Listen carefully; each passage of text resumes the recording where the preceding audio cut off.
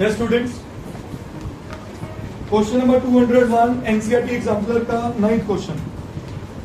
A two-digit number is obtained by either multiplying the sum of the digits by 8 and then subtracting 5, or by multiplying the difference of the digits by 16 and then adding 3. Find the number. किसी जगह reversing of digits नहीं आया, तो इसका मतलब वो जो 4 step इसमें यूज करने की जरूरत नहीं है, पर पहले 3 तो करने पड़ेंगे. तो मैं क्या लिख रहा हूं, late digit at one's place is x and digit at n's place is y. So therefore two digit number क्या बना, x plus y बना. गलत, वो देखते ही गलती, 10y. ठीक है. अब according to question, a two digit number is obtained. कहते हैं two digit number obtain हो रहा है either by multiplying the sum of the digits by 8 and then subtracting 5. इसका मतलब क्या है, according to question में एक two digit number obtain हो रहा है, sign of focus, 10y plus x obtain हो रहा है. कैसे, x plus y. हाँ जी, बाय कहा गया, multiplying the sum of the digits by 8. Sum of digits को क्या कर दूं, इसको किससे मल्टीप्लाई कर दूं, एंड सब्ट्रैक्टिंग, और इसमें क्या सब्ट्रैक्ट कर दूं. क्या ये समझ आया स्टेप, बोलो. अब इसको सॉल्व करते हैं. 10y plus x is equal to 8x plus 8y minus 5.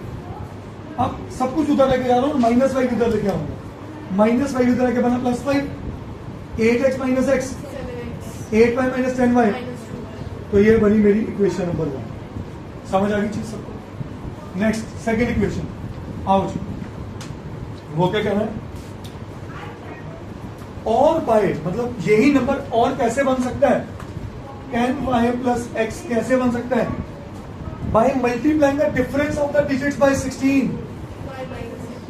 Difference of digits में जब भी डिफरेंस का क्वेश्चन आए, एक बड़ा होता है और एक छोटा होता है.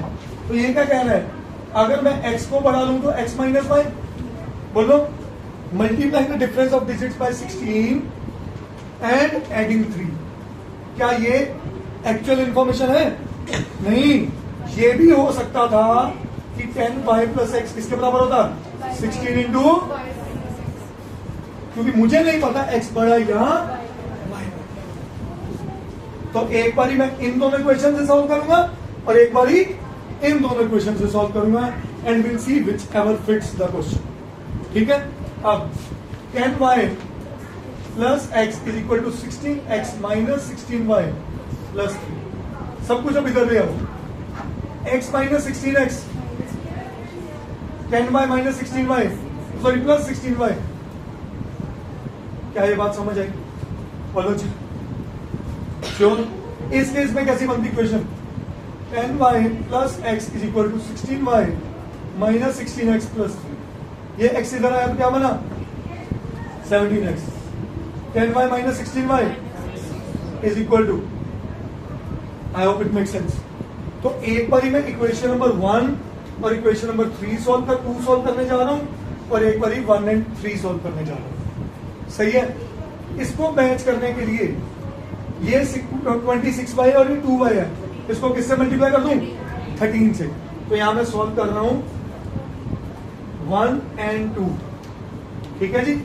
तो इसको 13 से मल्टीप्लाई करते क्या बना, 13 से 1 सा 91x, 13 2 सा 13 5 सा, इसको आ जाओ, minus 15x plus 26y is equal to 3. सही है. प्लस माइनस पहले कट गए, 91 माइनस 15 76x, 65 माइनस 3, बड़ा अजीब सा नंबर है. अच्छा, x आ गया फ्रैक्शन में. क्या कभी डिजिट है 1 प्लस फ्रैक्शन में होता है, तो क्या करूं इसको, so rejected at as digit at one's place cannot be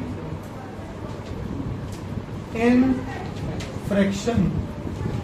Digit at one place cannot be in. इसका मतलब इस केस में क्या कसम चली थी? x is ये बना केस 1, तो केस 1 तो रिजेक्ट हो गया. केस 2 क्या हुआ? y is greater than x. इसका मतलब ये एक्सेप्ट होगा. हाँ जी सर, सॉरी 68.